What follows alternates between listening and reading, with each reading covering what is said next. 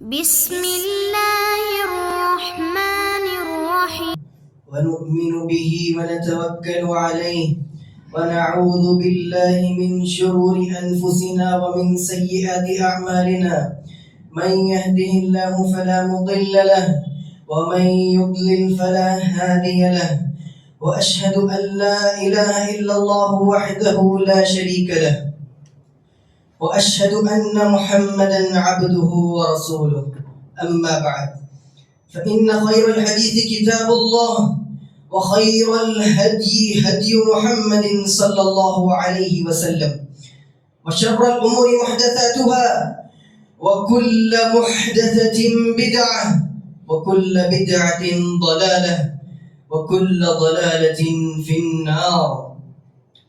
فأعوذ بالله من الشيطان الرجيم بسم الله الرحمن الرحيم يا أيها الذين آمنوا اتقوا الله حق تقاته ولا تموتن إلا وأنتم مسلمون يا أيها الناس اتقوا ربكم الذي خلقكم من نفس واحدة وخلق منها زوجها وبث منهما رجالا كثيرا ونساء واتقوا الله الذي تساءلون به والأرحام إن الله كان عليكم رقيبا يا أيها الذين آمنوا اتقوا الله وقولوا قولا سديدا يصلح لكم أعمالكم ويغفر لكم ذنوبكم ومن يطع الله ورسوله فقد فاز فوزا عظيما وقال تعالى في موضع آخر إن إبراهيم كان أمة قانتا لله حنيفا ولم يك من المشركين شاكرا لأنعمه اجتباه وهداه إلى صراط مستقيم. محترم حاضرین جمعہ، پردہ نشین خواتین، بزرگان دین اور ملت اسلامیہ کے نوجوانوں، رب العالمین کی بڑی عنایتیں ہیں، بڑی کرم فرمائیاں ہیں کہ وہ ہم مسلمانوں کو، ہم مومن بندوں کو کئی مواسم اور کئی مواقع عطا کرتا ہے۔ عیدین کے مواقع ہوتے ہیں اور عبادات کے کچھ خاص مواسم ہوتے ہیں۔ رب العالمین کی طرف سے ایک بڑی کرم فرمائی ہے، اس کی رحمت ہے کہ وہ ہمیں موقع دیتا ہے کہ ہم اللہ رب العالمین سے قریب ہو جائیں۔ انہی مہینوں میں جیسا کہ ہم سب مسلمان ابھی قریب میں عید قربان سے، عید الاضحیٰ سے فارغ ہوئے، سب نے اپنی اپنی استطاعت کے مطابق جانور قربان کیے، اللہ کی راہ میں ذبح کیے جانور۔ لہذا یہ رب العالمین کی طرف سے بہت بڑا فضل ہے، یہ رب العالمین کی بڑی عنایت ہے ہمارے لیے۔ اس سلسلے میں کہ جو اشہر حرم ہوتے ہیں، ہمیں جاننا ضروری ہے کہ گرچہ ہم عید قربان سے فارغ ہو جاتے ہیں، لیکن یہاں پر عید قربان سے فارغ ہونے کے بعد ایک مومن بندے کی زندگی میں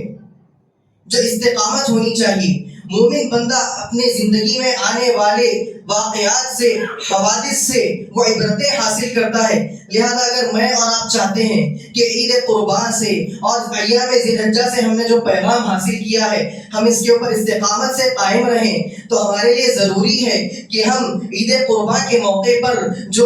واقعات سنائے جاتے ہیں، سیرت ابراہیمی کے واقعات جو سنائے جاتے ہیں، ان میں ہمارے لیے جو عبرتیں ہیں ہم ان عبرتوں کو پھر سے سنیں، ہم واپس ان میں جو باریکیاں ہیں ان پر غور کریں۔ واقعات سن لینا کافی نہیں، بلکہ واقعات سن کر ان سے عبرت لینا، اس سے باریکیاں حاصل کرنا اور اس کو ہمارے اس زمانے سے جوڑ کر سیرت ابراہیمی کو ہماری زندگی کا اسوہ بنانا، یہ اصل مقصد ہے۔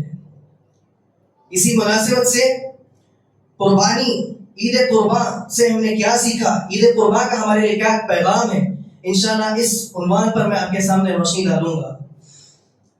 محترم سامعین، یاد رکھیں، اس عنوان پر آنے سے پہلے میں ایک چیز کی وضاحت کرنا چاہوں گا، وہ یہ کہ ہم میں سے اکثر لوگ اس چیز سے غافل ہیں کہ اکثر تو ہمارے پاس جو عیسوی کیلنڈر ہیں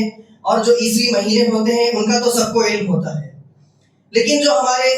اسلامی مہینے ہیں اس میں سے ہم میں سے اکثر لوگ غافل ہیں۔ تو یاد رکھیں، اس سلسلے میں آپ کو بتا دوں وضاحت کہ اللہ رب العالمین نے فرمایا ان عدت الشہور عند اللہ 12 شہرا فی کتاب اللہ، کہ رب العالمین نے جب آسمان و زمین پیدا کیا تھا اسی وقت اللہ تعالیٰ نے مہینوں کی تعداد 12 مقرر کر دی تھی۔ 12 شہرا فی کتاب اللہ یوم خلق السماوات والارض۔ اس کے بعد والی بات سنیں، منہا 4 حرم، 12 مہینے تو ہیں لیکن ان میں 4 مہینے حرمت کے ہیں۔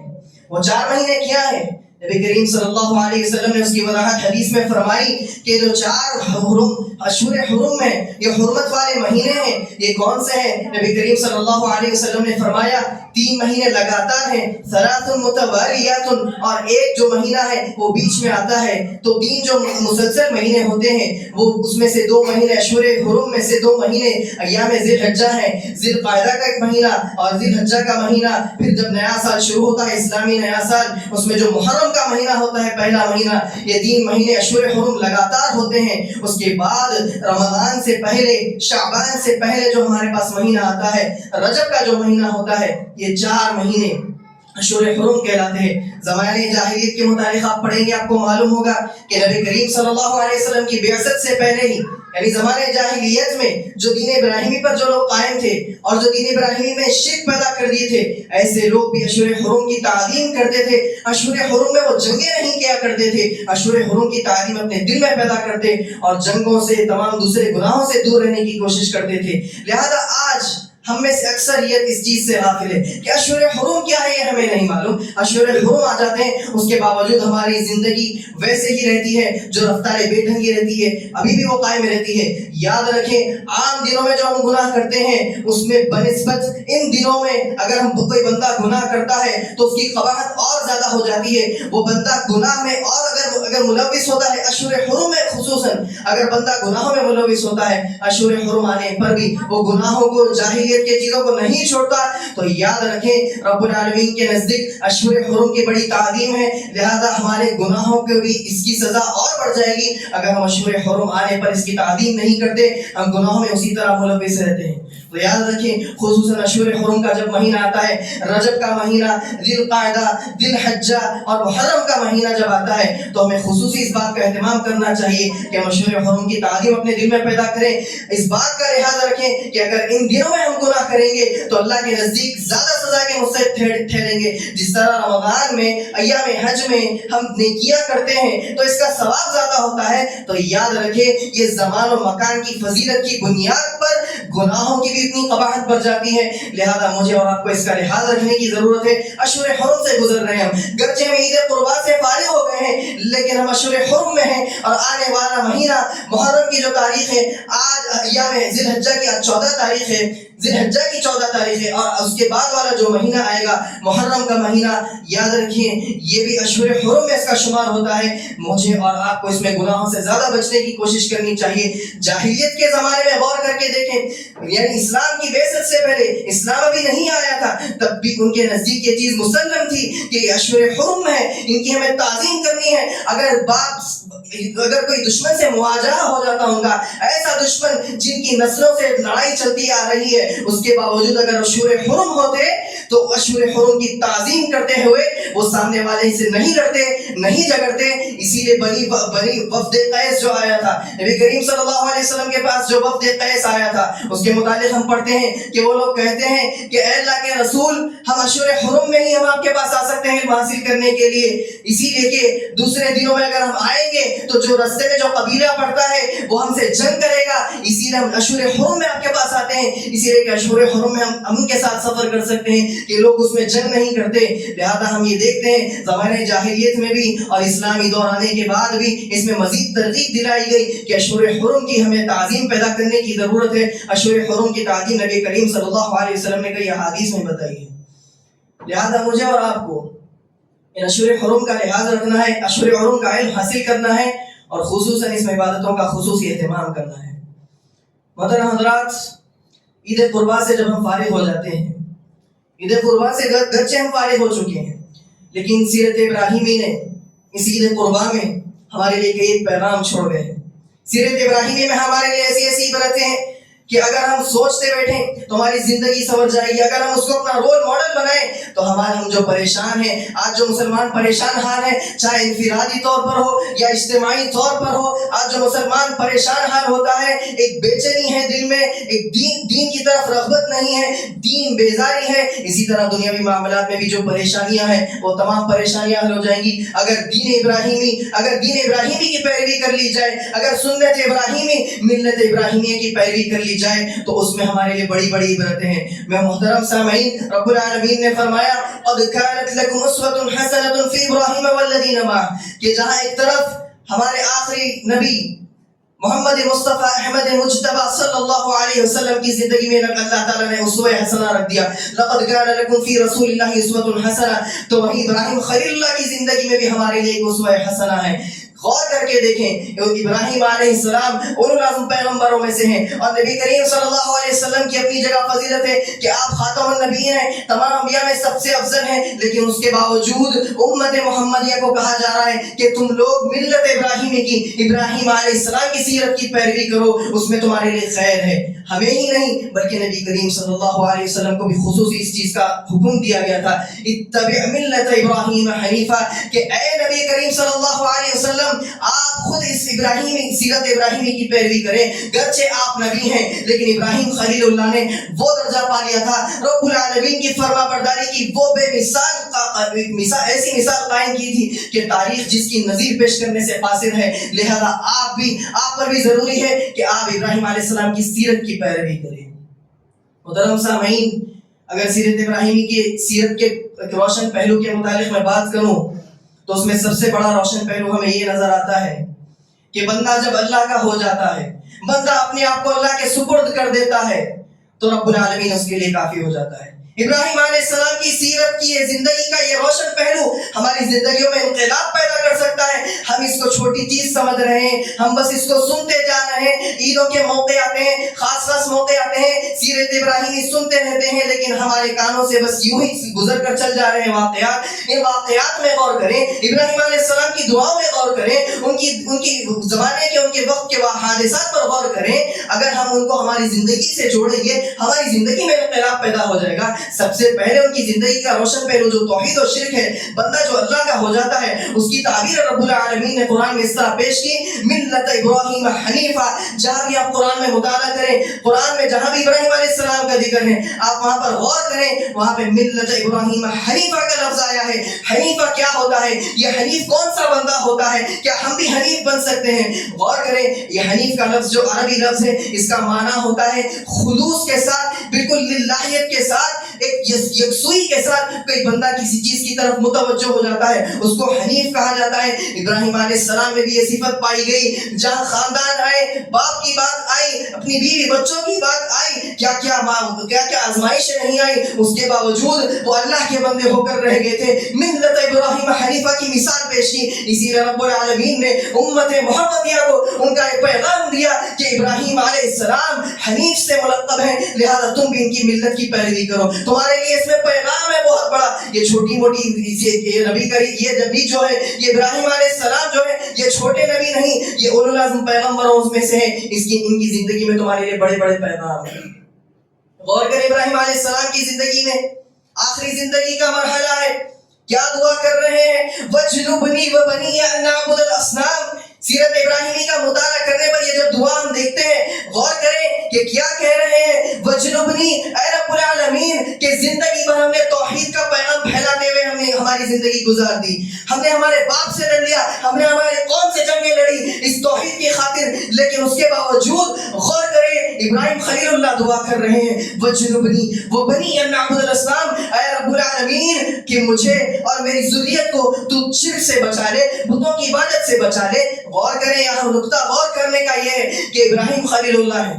ان کو حنیف کا لقب دے دیا گیا, رب العالمین کی رضامندی حاصل ہو گئی. نبی انہوں نے پیغمبروں میں سے ہیں, اتنے بڑے نبی ہیں, اس کے باوجود خوف کھا رہے ہیں کہ کہیں میں یا میری ذریت توحید چھوڑ کر شرک کی طرف نہ چلے جائے. اسی لیے دعائیں کر رہے ہیں, اپنی ذریت کی فکر کر رہے ہیں, شرک سے ڈر رہے ہیں, شرک کا خوف اپنے دل میں رکھ رہے ہیں. لہذا مجھے اور آپ کو یہ پیغام ملتا ہے کہ ہم گرچہ ہم توحید کے علمبردار ہیں, ہم تو بڑے فخر سے کہتے ہیں کہ ہم توحید کے علمبردار ہیں, ہم سلفی ہیں، ہم درگاہوں کو نہیں جاتے، لیکن یاد رکھیں یہ ہمارے لیے کافی نہیں، اتنا کہنا کافی نہیں. ہمیشہ اپنی مرتے دم تک، زندگی کی آخری سانسوں تک، جب تک یہ سانسوں کا سلسلہ چل رہا ہے تب تک ہمیں توحید کی فکر کرنی ہے اور شرک سے ڈرتے رہنا ہے. سب سے بڑا پیغام جو ابراہیم علیہ السلام کی زندگی سے ملا، عید قربان سے جو ہمیں سب سے بڑا پیغام ملا وہ یہی پیغام ہے.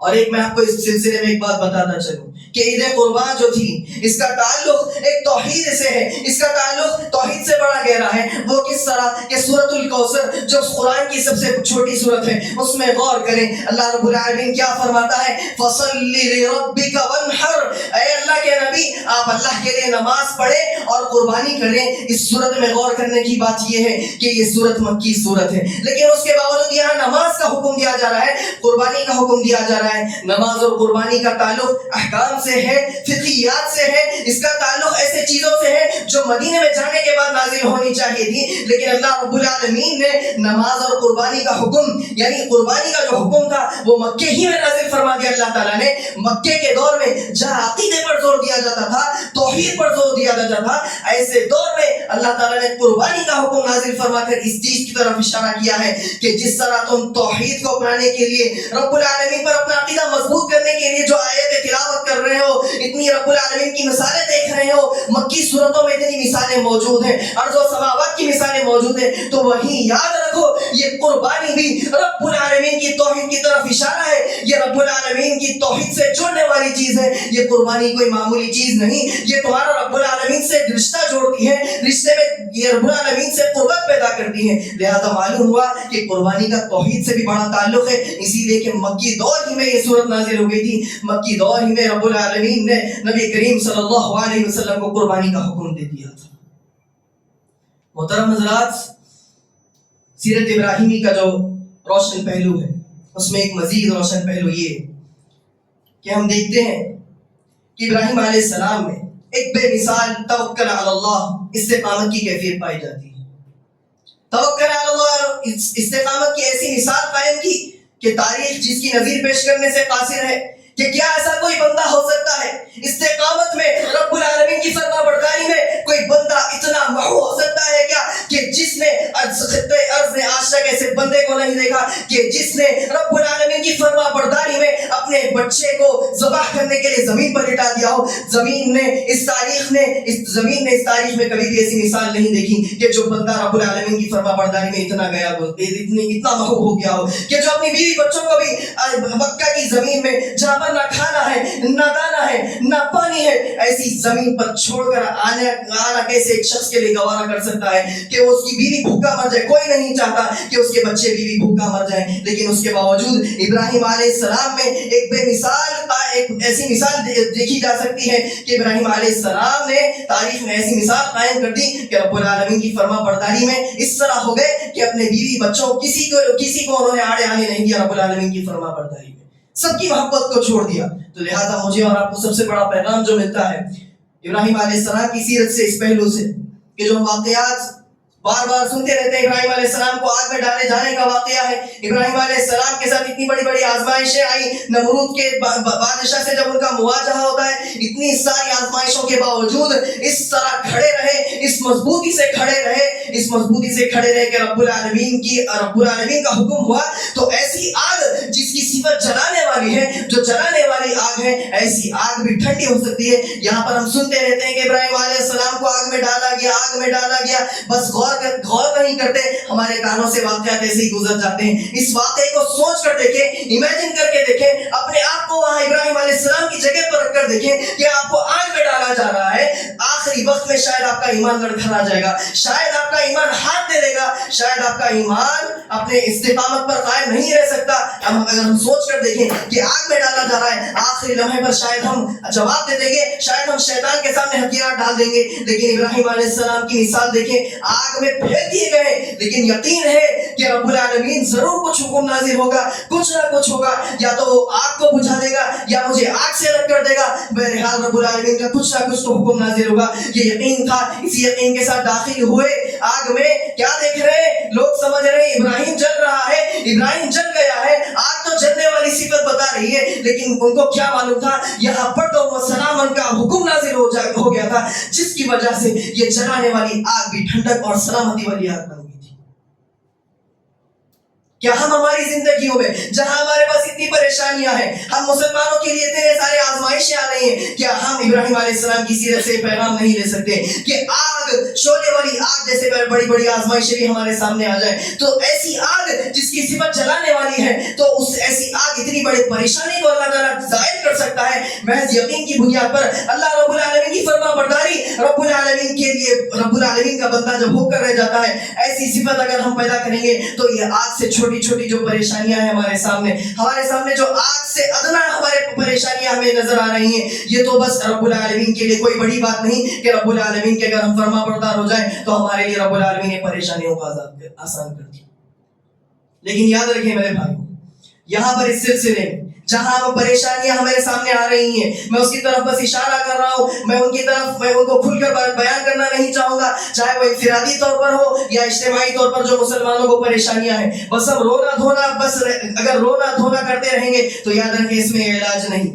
اگر ہم علاج چاہتے ہیں پریشانیوں کا تو یاد رکھیں یہ اس طرح کی پریشانیوں کی دو طرح کی قسمیں ہیں. ایک وہ بندہ ہوتا ہے جس کے لیے آزمائش ہوتی ہے یہ پریشانیاں, ایسا بندہ ہوتا ہے جو اللہ کا فرما بردار ہوتا ہے, ایسے بندے کے لیے اللہ تعالیٰ اگر پریشانیاں ڈالتا ہے تو یہ آزمائش کہلاتی ہیں. لیکن جو بندہ رب العالمین کا فرما بردار نہیں ہے, گناہ گار ہے, دین سے تعلق نہیں ہے, نمازوں سے تعلق نہیں ہے, دین بیزاری ہے, چاہے معاملات کا ہو یا عبادت کا معاملہ ہو, چاہے کیسے بھی بے و شرا کا معاملہ ہو یا کوئی بھی معاملہ ہو, عقد نکاح کا موقع ہو, اس کے اندر دینداری جھلکتی نہیں, اس کی دینداری نہیں بولتی اس وقت میں, تو یاد رکھیں ایسا بندہ اگر پریشانیوں سے اگر ایسے بندے کو پریشانیاں لاحق ہوتی ہیں تو یاد رکھیں اس کے لیے یہ آزمائشیں نہیں بلکہ یہ اس کے گناہوں کا وبال ہے, اور اللہ رب العالمین اس کی گناہوں کا بدلہ اس کو دے رہا ہے کہ وہ بندہ رب العالمین کی نافرمانی کر رہا ہے, جس کی وجہ سے اس کی زندگی میں پریشانیاں. تو مجھے اور آپ کو اپنی زندگی میں یہ غور کرنا ہے, اپنی زندگی کا محاسبہ یہ کرنا ہے کہ میری زندگی میں جو پریشانیاں ہیں یہ میری آزمائش ہے یا پھر میرے گناہوں کا بدلہ ہے. اگر میں رب العالمین کا فرما بردار ہوں تو میرے لیے آزمائش ہے, اس میں صبر کرنا ہے. جس طرح ابراہیم علیہ السلام نے اس سے قامت دکھائی, ابراہیم علیہ السلام نے آخری دم تک بالکل ڈٹ کر کھڑے رہے, اس طرح ہم بھی کھڑے رہیں گے. اللہ کی آزمائشیں آئیں گی. ہم نے جو ایمان لایا ہے یہ ایمان لانا آسان نہیں. احسب الناس ان يتركوا ان يقولوا آمنا وهم لا يفتنون, کیا لوگ یہ سمجھ رہے ہیں کہ ان کو آزمایا نہیں جائے گا, محض ایمان لا لیا, لا الہ الا اللہ کہہ لیا, کیا یہ کافی ہو جائے گا؟ ہرگز بھی نہیں ہو جائے گا, بلکہ رب العالمین کی طرف سے آزمائش آئے گی. جو بندے مومن ہوگا اس کے لیے کئی ایک آزمائشیں آئیں گی, ان آزمائشوں کو جھیلنا ہوگا. اور یاد رکھیں صحابہ کی مثالوں کو غور کریں, خود ابراہیم علیہ السلام کی سیرت کو دیکھ لیں, صحابہ کو غور کریں, ایمان لانے پر کتنا ستایا گیا, ایمان لانے پر توحید کے لیے انہوں نے کتنی سختیاں جھیلی, کتنی اذیتیں جھیلی. کہ آج ہمارے ساتھ اتنی اذیتیں دی گئی ہیں, کیا ہمیں بلال حبشی رضی اللہ عنہ کی طرح زمین پر لٹا کر مارا گیا کہ جو آخری دم تک بھی آہد کا نعرہ لگاتے گئے. یاد رکھیں, غور کریں صحابہ کی ان سیرتوں پر کہ جن کو گرم گرم تیلوں میں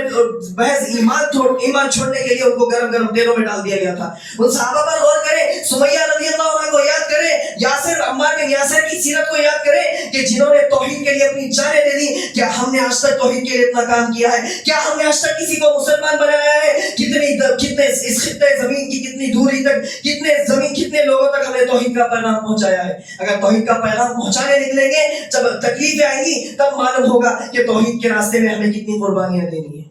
ہم تو بس کھا رہے ہیں, سو رہے ہیں, بس ہماری زندگی ایسی نکل رہی ہے. صحابہ نے جو قربانیاں دی آج تک ہم نے وہ قربانیاں جھیلی نہیں ہے, آج تک محسوس بھی نہیں کی ہے, یہاں تک کہ ہم نے تو ایسی قربانیاں دیکھی بھی نہیں ہے. ایسی مثالیں اس دور میں کہاں دیکھنے کو ملتی ہیں؟ تو یاد رکھیں یہ آزمائشیں جو ہوتی ہیں, پریشانیاں ہوتی ہیں, اس کی دو قسمیں ہوتی ہیں. ایک آزمائش جو فرما بردار بندے کے لیے ہوتی ہے, اور جو پریشانی ہوتی ہے وہ گناہگار بندے کے لیے اس کے گناہوں کا وبال ہوتی ہے. لہٰذا اگر ایسا بندہ جو گناہوں میں ملوث ہے اس کے لیے پریشانیاں آ رہی ہیں, اس کے لیے ضروری ہے کہ وہ بندہ رب العالمین سے توبہ کرے اور اپنی پریشانیوں کو دور کرنے کے لیے رب العالمین سے دعائیں کرے. محترم حضرات, میں آپ کو اس سلسلے میں اور ایک بڑا پیغام یہ دینا چاہوں گا کہ عید قربا جہاں میں سیرت ابراہیمی کا پیغام دیتی ہے, تو یاد رکھیں ابراہیم علیہ السلام جیسے میں نے فرمایا اولو العزم پیغمبروں میں سے ہیں. اولو العزم پیغمبر 5 ہیں جن میں ابراہیم علیہ السلام ایک ہے. تو یاد رکھیں قرآن نے جہاں کئی ایک انبیاء کے واقعات بتائے، کئی ایک انبیاء کی سیرتوں کا بیان ہے، تو وہیں یاد رکھیں جگہ جگہ بلکہ کئی صورتوں میں رب العالمین نے ابراہیم علیہ السلام کی زندگی کے روشن پہلوؤں کو ذکر کیا ہے۔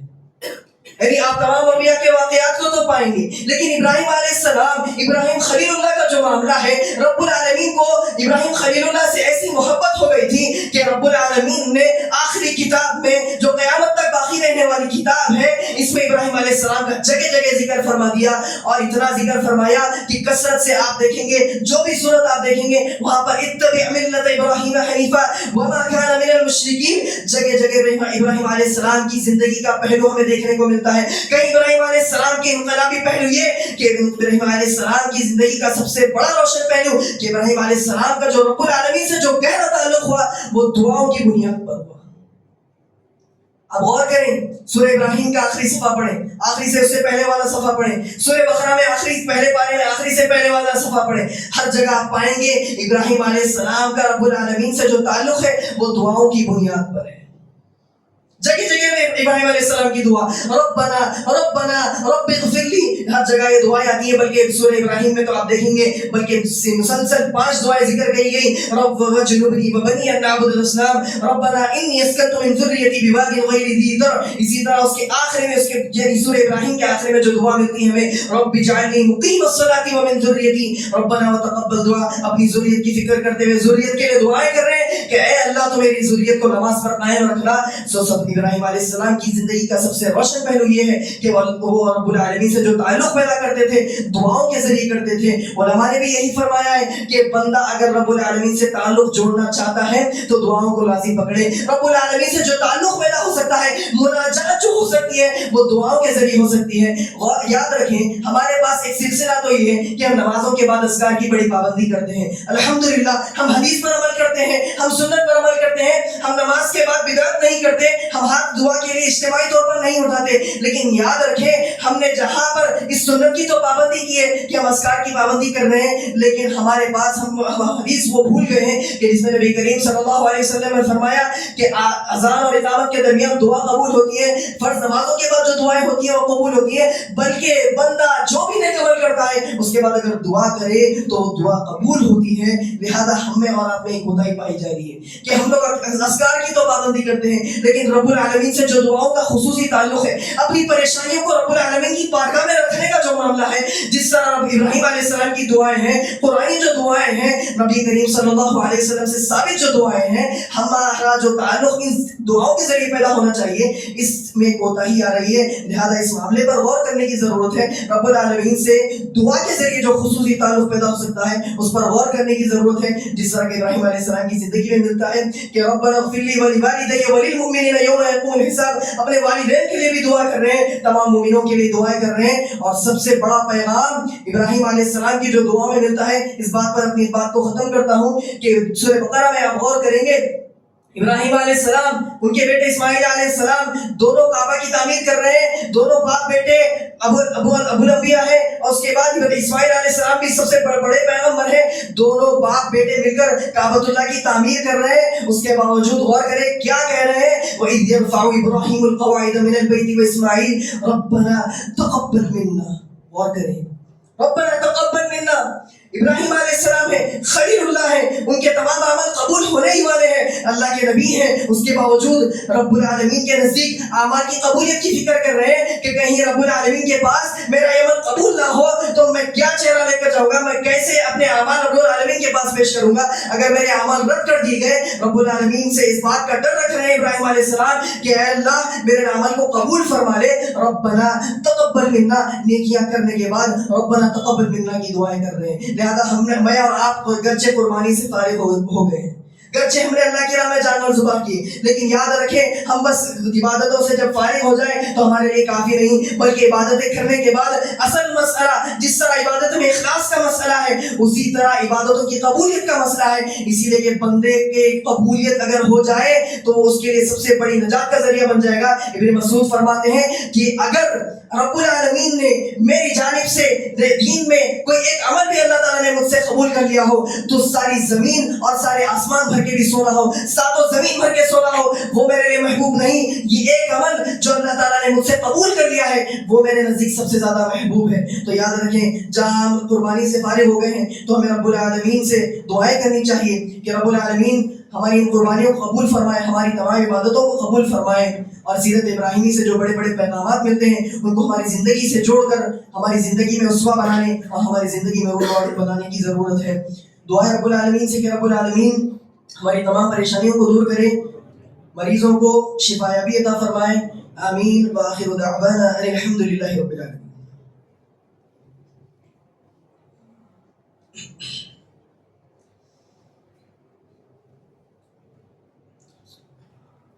الحمد للہ وحدہ والصلاة والسلام على من لا نبی بعدہ. اما بعد فاعوذ باللہ من الشیطان الرجیم. بسم اللہ الرحمن الرحیم. ان اللہ وملائکتہ یصلون علی النبی یا ایہا الذین آمنوا صلوا علیہ وسلموا تسلیما. اللہم صلی علی محمد وعلى آل محمد كما صليت على إبراهيم وعلى آل إبراهيم إنك حميد مجيد. اللهم بارك على محمد وعلى آل محمد كما باركت على إبراهيم وعلى آل إبراهيم إنك حميد مجيد. ربنا آتنا في الدنيا حسنة وفي الآخرة حسنة وقنا عذاب النار. ربنا تقبل منا إنك أنت السميع العليم. ربنا لا تزغ قلوبنا بعد إذ هديتنا وهب لنا من لدنك رحمة إنك أنت الوهاب. اللهم اغفر للمؤمنين والمؤمنات والمسلمين والمسلمات الأحياء منهم والأموات. اللهم انصر من نصر دين محمد صلى الله عليه وسلم واجعلنا منهم آمين، واخذل من خذل دين محمد صلى الله عليه وسلم ولا تجعلنا منهم آمين. عباد الله رحمكم الله، إن الله يأمر بالعدل والإحسان وإيتاء ذي القربى وينهى عن الفحشاء والمنكر والبغي يعظكم لعلكم تذكرون. اذكروا الله يذكركم وادعوه يستجب لكم ولذكر الله أكبر.